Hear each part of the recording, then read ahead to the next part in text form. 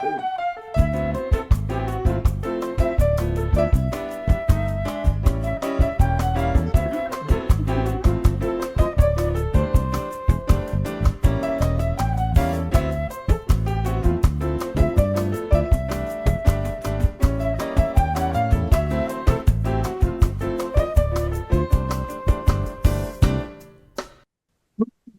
welcome to Topic Time with Harrison Young. It's Earth Day. April rolls along. It's April 22nd. This is the 56th Earth Day, I believe. And I have a beautiful guest today. She's out in LA. She's a singer-songwriter. We're going to listen to one of her songs called Bingo Baby. Is that it? Bingo Baby. About halfway through the show, and we're going to have a great interview as usual. But of course, before we get to her, got to read these incredible underwriters, and then we will commence per usual. So, we have Equestrians Anonymous right down the road on Route 58 here in Carver. For horses, quality use, tax, saddles, equipment, show clothing, essentials, and gifts for the horse, hound, and human. We have Plymouth County Power Sports in Middleborough. We have the Riverside Cafe in Wareham, open 6 days a week, all except Wednesday, 7 a.m. to 1 p.m. They make the best breakfast from Boston to the Cape, and they have DoorDash delivery. We have Tom Auto in Middleborough. We have the law office of Stephanie Konowski in Pembroke. We have Madigan Land Surveying, LLC in Middleborough. We have Good Old Dave's Automotive in Hanson on Route 58. We have New England Floorscapes in Middleborough. We have Kingston Auto Body in Kingston. We have Salon Giovanni in Marshfield. We have the Cornerstone Barbershop in Pembroke. We have R.W. Carpet and Flooring in Norton, covering floors for 50 years. We have D&S Auto Works and Collision Specialists in Abington, up the road on Route 58, going in the other direction. And we have Evan Young Realty. That's my brother Evan. He's a realtor. So I want to thank you guys very much. And now, Ashley Paul, you're lovely. What a beautiful home you got there, and what a talented person. And I'm so happy that Holly set this up. What a publicist. And we're going to make the most of it. Thank you so much for having me. It's a thrill to be part of your community. But yeah, it's a thrill to have you in my community. You're the second beautiful blonde I've interviewed from California in the last 2 weeks. I had this model in San Francisco on named Jamie Lee Kendall a couple of weeks ago. Oh, that's wonderful. Oh yeah. And now have you modeled before? You look like you could have or could. You're rocking and rolling. I know, and humping and jolling. All right.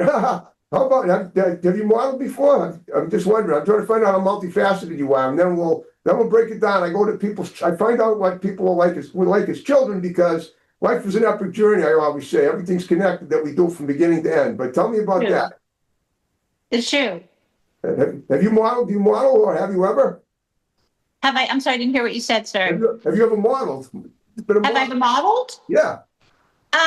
Yes, actually, when I was really young, when I was doing the musical theater agent thing, living in New York City, and my mom used to set me up for everything: commercials, jingles, modeling, Broadway, off Broadway. In between, I would sing disco at cabaret shows, trying to get a disco record deal. I mean, I was doing it all. And I did actually, it's kind of funny, I did the JCPenney catalog when I was 12. Wow. I'm glad I asked, because I read people like that. I look at them and I think there's probably more to the story. There's more to the story than meets the eye, and Right. From the eye, I glean that, and sure enough, it's true. Well, let's talk about your childhood, and in addition to what you just told me, where did you grow up? You said New York. Are you transplanted New Yorker, or where did you grow up, and what did you aspire to as a child? And if I have any questions pertaining to that, that's pertinent to what we're talking about, I'll throw them in as I see fit. So let's go with that. We'll start with that first. Yeah, sure. I grew up in Florida till I was Okay. about 9 years old. And starting in Florida, I was doing theater. I was able to get cast in a variety show that toured the Southeast and the Northeast, where I did disco songs, ironically. I also did professional off-Broadway theater, where I was touring as well before I was about 10 years old. Okay. And it was, the auditions kept getting more and more serious, the callbacks. And so as a family, we moved to New York City. Okay. Wow. So all right. Yeah. Well, all right. Now did you say you were like 9 years old when you started acting? Like 8 or 9, I gotten a part in a touring show where I sang Donna Summer cover songs. Okay. What? I Love to Love You, Baby. Was that it? Yeah, and on the radio. On the radio. Okay. That was my favorite. That was my favorite. Yeah. It's a good one. She's from our area. Well, she passed away, but she was from Boston. I know. That's where I live. I live in the Boston area. Have you ever been up? Pardon? Have you ever been up here to Boston, this area here in New England? Yeah, well, I've been to Falmouth, Oh, actually. okay. Love the Falmouth. I used to work on the Cape. I did a lot. Yeah, it's so beautiful. My cousin who owns Hush Concerts, they do Okay. silent disco. They live in Falmouth, so I Okay. spend time there. We're not far from Falmouth. We're about 15 minutes from the bridge, and then you cross, the Cape if you've been up there. All right. So you actually started like a lot of great songstresses like Ariana Grande, Miley Cyrus. You started as an actress before you became a singer. Kind of, yeah. I mean, I did a lot of musical theater. I mean, I did a great play called The Raft of Medusa at the Manhattan Children's Theater Club Okay. when I was 11, Wow. where I played an English girl who was on a raft coming from England to the States during World War II. And I had to learn an English dialect, ironically, because I ended up spending so much time in the UK now as a musical artist. So yeah, that was really cool. But I really just love performance. Okay. And I wasn't writing music yet. So I honestly went out for everything. I mean, you Okay. name it. I was auditioning for it. Sweet. Okay. And this was from Florida. You started in Florida, and then you ended up in New York. You were on Broadway, right? As a child, or as a little Yeah, older? Broadway, off Broadway. Off Broadway. Had 2 shows. I got the cast in Broadway for Frankenstein, Wow. and they lost their funding the night before it opened.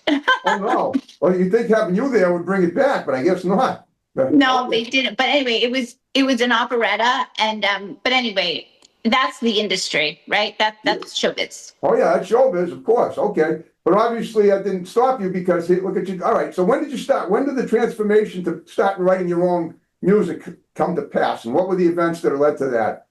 So I did all these things, and then I hit Billboard charts when I was 15. Wow. Discovered by Joel Diamond with a hit called When Boys Cry. Okay. And that was big in the US and all over the world. I traveled everywhere to do shows with that song. Studio 54, The Limelight. I performed all over the world. Wow. And that song still to this day, When Boys Cry, has like a cult following. And then afterwards, I followed it up with the B-side, Leaving It Out of My Life. Also hit the Billboard recommended list for that song. And then Color Me Yours, This Kind of Love. And I think like it had like a good 8-year span where I was traveling the world and performing these songs, which were then popular in Europe. Okay. Color Me Yours was a big hit. And then it was after that where it got quiet.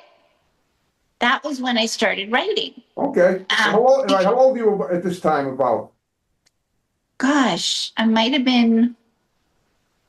blocked it out, but Okay. I know. I guess some people are funny, feel funny about thinking about aging. I understand that. I seriously might have blocked it out, but I might have been in my 30s, Okay. right? So all right. So you basically now, when you found yourself writing, did you get a contract with anybody pretty quick? Any music? Well, I mean, here's the story. When I started writing, I was writing very sad songs, and I've always performed very happy songs. Dance music is very positive and uplifting, and that's the message I'm sending. But my lyrics were very sad, and I think they were really reflecting my life. I was going through a period. It was post my big, taste of fame and ability to travel all over the world and work and be recognized for my work. And I think I was going through like a little bit of a down period. So I expressed it through starting to write lyrics, and then I went to the piano and I would start to come up with melodies. And I performed these things all over New York City, like down on the Lower East Side. I performed it at the Carlisle Cafe, the Bemel's Bar. I'm trying to think, Restaurant Row. El Chaye, which was a Latino cultural center theater in Spanish Harlem. Also where brilliant musicians and poets and artists go to perform their work. And I kind of had like a good span of doing that. And I feel like it was very artistically growing for me because I wasn't focused on where it's going to get me. I was focused on actually learning to be in my craft and be in the moment. Does that make sense? Yeah, it does. It makes very good sense because that's anything you do, you got to live in the moment if you're going to live it to the fullest. Right. Yeah. So I did that, and then I met somebody who said, you really need to get back to what you do. Take your lyrics and let's refine them. Okay, And, because my lyrics were very poetic. yep. It was kind of sad stuff. You peak, but I got a question now. Why, someone who likes to dance and do disco and seemingly such an upbeat person, I understand we all go through down days. Why did you decide, why were you only writing sad lyrics? Because I was very sad in my life. Really? Okay. I found myself, I was, living my life, I believe, on my path. Yep, And I made a wrong turn. yeah. We all do. And, Yep. and it's always about another person, right? Oh, yeah. Don't I know it? Okay. It's a relationship, right? Which we don't need to get into. No, well, I mean, it's up to you, but speaking of that, do you have any children? Oh my goodness, I do. He's the love of my life. So there, in fact, is the purpose of that relationship. Oh, I have a son who okay. he is the greatest, most beautiful soul, and I adore him. And so I'm very blessed. So, Yeah, absolutely. Okay, well, so something happy did come out of it. All right. Yeah. Oh, is he an adult or is he, I mean, I'm assuming he couldn't be too old. No, he's 17. 17? No, he's not too old. So he's on the cusp of adulthood. All right.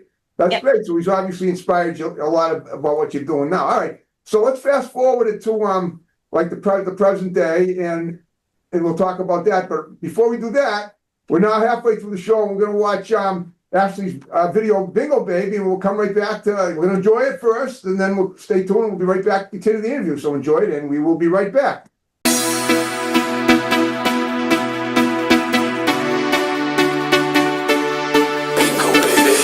If you wanna hit the jackpot, let me see if you can ride it to the top. If you wanna hit the jackpot, let me see if you can ride it to the top. We're going all night, crystal drinking right, living the high life. Na na na na na. We're going all night, you be my highlight. Cuando vengo starlight. Na na na. You wanna come? You wanna come? You wanna come with me? You wanna come? Bingo baby.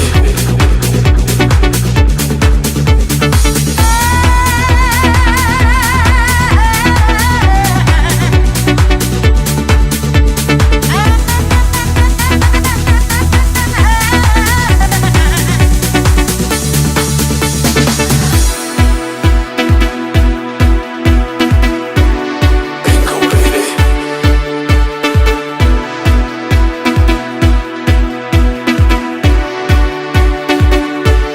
Bingo baby. If you wanna hit the jackpot, let me see if you can ride it to the top.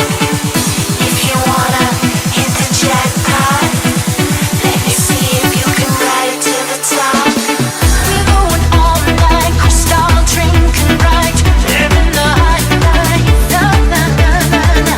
We're going all night, you be my highlight. Cuando vengo starlight. Na na na. You wanna come? You wanna come? You wanna come? You wanna come? You wanna come? You wanna come with me? You wanna come?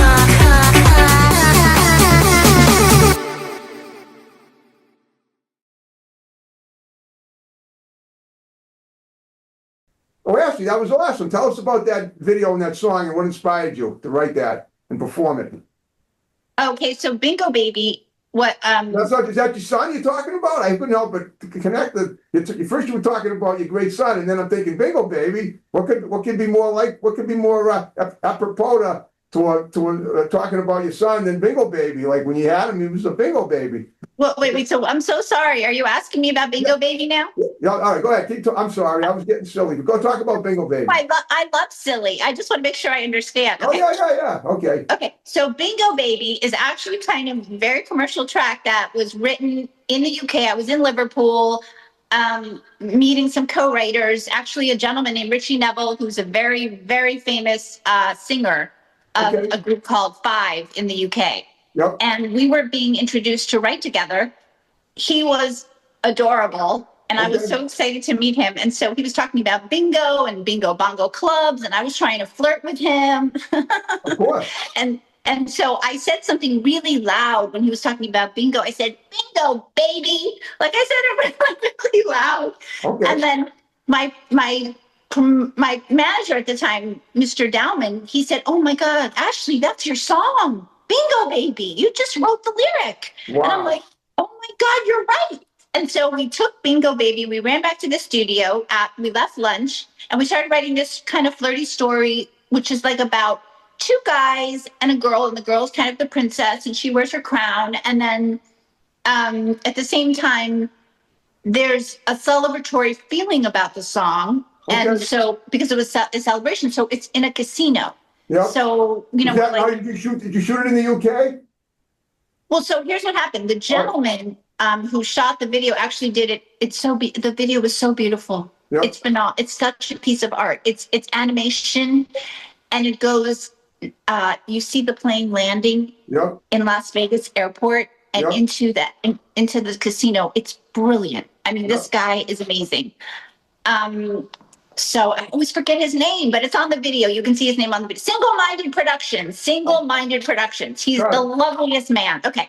Yep. Brilliant man, artist. So yeah, so I don't know. It's just this, and the song gets everybody so excited, you know, like, because it's bingo, baby. You know, it's like it's very tongue in cheek, and it's been used already in a couple of different reels by some casinos in California, and I'm really lucky, and I'm very excited about that. And I'm trying to just keep getting the song out. It was #1 in every country almost in the world. Wow. South America, Australia, different countries in Europe that I don't even remember, the UK, France, Germany, I mean, everywhere. And it hit like #2 on the UK Music Week pop charts, and it hit like #10 on the US iTunes. Oh, this is the best part. It was #1 on the Amazon music charts Sweet. in the Okay. US. Yeah. So Okay. it's a great track. And when did you record it? How long ago? 2024. Oh, good. Just like 2 years. Okay. All It's a right. great song. Yeah, I open a lot of my festivals with it. Okay. And so Bingo Baby, and the follow-up to Bingo Baby is a brilliant, brilliant song I wrote with a co-writer named Lucas Marks called Hearts Up. Okay. Where did And that is like it's like a dance EDM ballad dance song. It's so beautiful. And it was also #2 on the Music Week pop charts and #1 on the Amazon music charts as well. It's a brilliant song. Okay. Tell me about these festivals. Where are they held? Tell me about where you perform now. I mean, where have you Okay. been performing lately? So I perform all over the world. Yep. So, and a lot of festivals are kind of from May to September, October, Yep. right? So I'm gearing up right now, getting ready. 2024, I was in the UK on tour. Okay. And at every massive festival, like whether it was Nostalgic Festival, Pride Festival. We're talking like 100,000 people in the audience. You know, you get on stage and you have your hands in the air, and people are just loving it and smiling, and it's just such a happy moment, you know.